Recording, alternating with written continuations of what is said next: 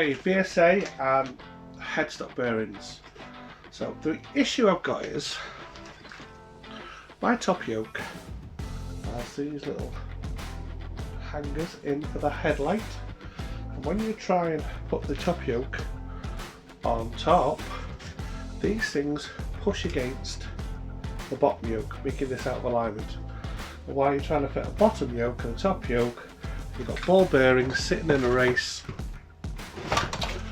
It all comes a bit much and ball bearings fall over the place and it doesn't work. So I got a ball bearing conversion kit from eBay and it didn't fit. I paid £50 for this, and what it consisted of are two deep groove bearings like this, both with the same outside diameter, and the inside diameter, one of them was slightly bigger than the other.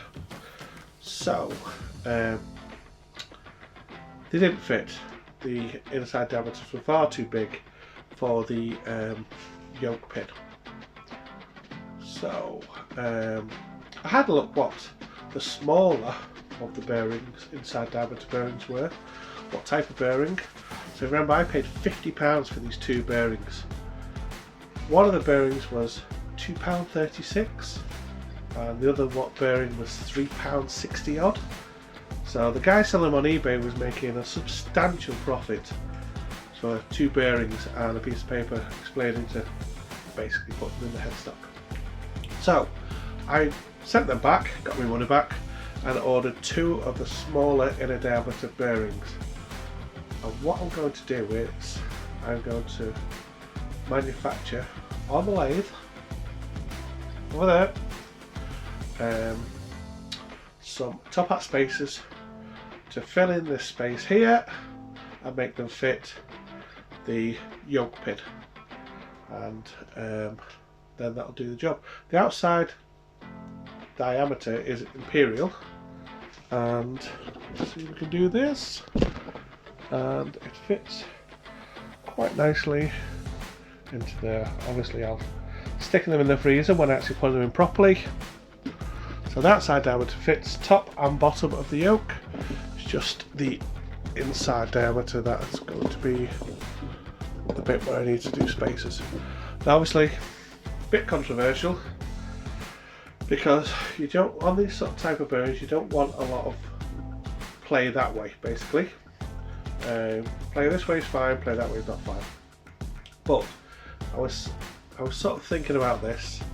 I've seen these kits for other BSAs, so it must be a tried and tested method of replacing your normal sort of standard bearings. And also, once they're in place with the top hat spacers and the nut and the top and bottom yoke pressing together, there shouldn't be any of the lateral movement, so it should work. What's the worst that can happen? So I'm going to do all my measurements. See, I've got a bit of metal stock over there. I might do them in aluminium actually, aluminium should be good. And turn the top hat spacers to go at the top and the bottom, resize the inner diameter so it fits the pin. Now that should make life easier when I put everything together, put the top and bottom yoke on, and then put the forks in and get the front end on. So like I say, stick some comments in. What do you think?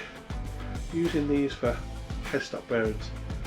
Doesn't feel right, does it? But thinking about it, it should work. Over to the lathe. So I've got my hands on some nice bar stock. Look at that, nice and shiny. Cut a bit off and then start making some spacers for the steering stem. So I've cut down the bar stock, made a little bit of a hash of that. I need to clean that up. I've used the centre point drill, which is one of those. Put that little centre point in. The actual size of the hole needs to be 21.3mm. So I'm going to work my way up. I think it looks like 10mm first of all, and then use the boring tool to finish off the rest.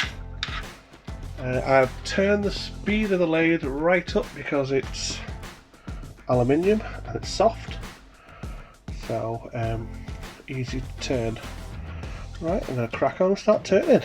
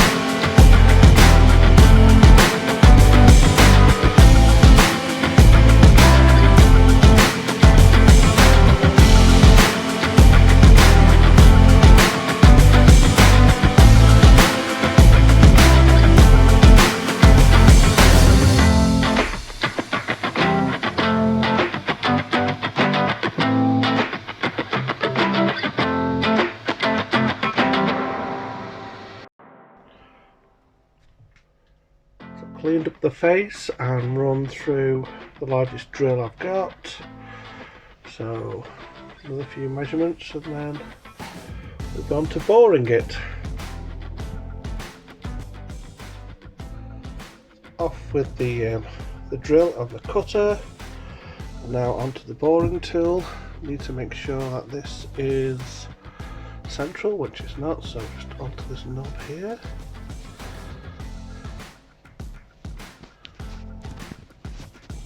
Lock off.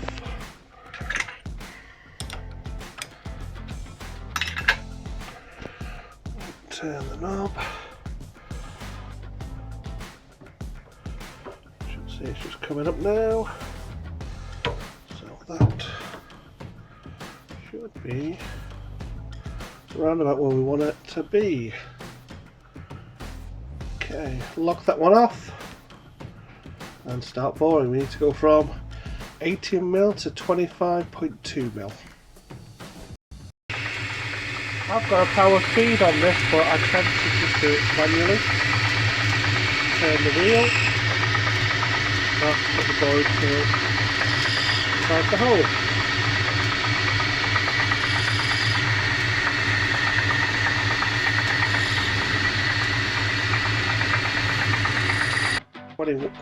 Now we're at 21mm. I'm just going to set the dial down here, so we can now start to use that to get a bit of precision on that cut. The machine inside, you can see a bit of a step in there.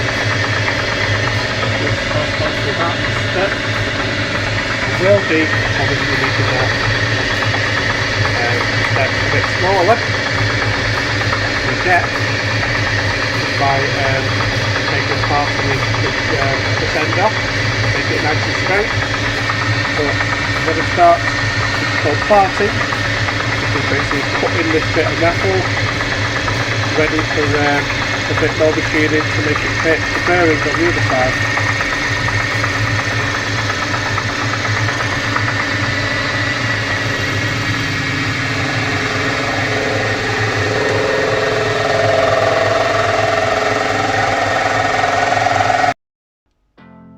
There we have it, one spacer. We'll go onto the neck of that, sit there and then keep that bearing in place. Just need to make another one for the top without that step in it, and then we'll be good to put the front end on we're back on BSA Scrambler. So the spacers I made on the lathe, completed those, then I froze the spacers, stuck them in the freezer for a few hours, and then once they've shrunken down in size a bit, I then pressed them into the bearings. They are now super smooth and ready to go into the frame. So the next job is to stick those bearings and spacers into the freezer again in preparation to put into the frame. So we had a little problem which I didn't think about at the time. These spacers were pressed into the bearing while they were frozen. Now when they thawed, the expansion could only go one way, and that was inwards. So where before the spacers were fitting, now when we put it on the pin, they're not fitting anymore. So we need to put them back in the lathe for a little skim, and then they should be okay.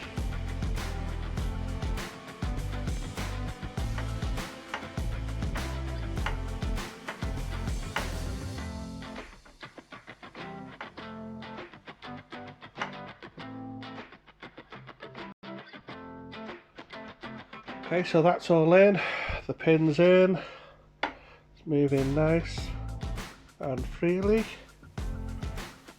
So, I'll put the forks in so everything's nice and straight, there's no lateral movement at all. Put the forks in and then undo the nut and drop the yoke on top. And then hopefully, well, put the cap on and then put the yoke on. Hopefully that's fixed that problem. That's the front end back on the bike, and you can probably see it's done a nice neat job. I don't think you would know that the bearings are very different than the original. No gaps there. Front end's looking good. I'm just doing a bit of experimentation how I want the mudguard to be. But yeah.